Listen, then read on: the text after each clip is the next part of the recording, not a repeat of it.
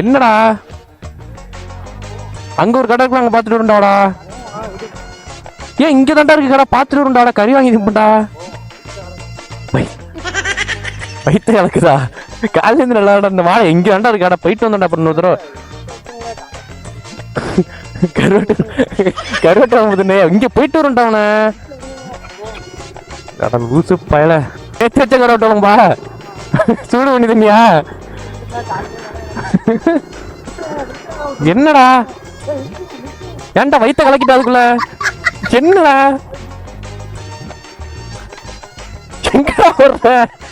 என்னடா லேசு வாங்கிட்டா கீழே கிடக்கடா, விட்டுறாத.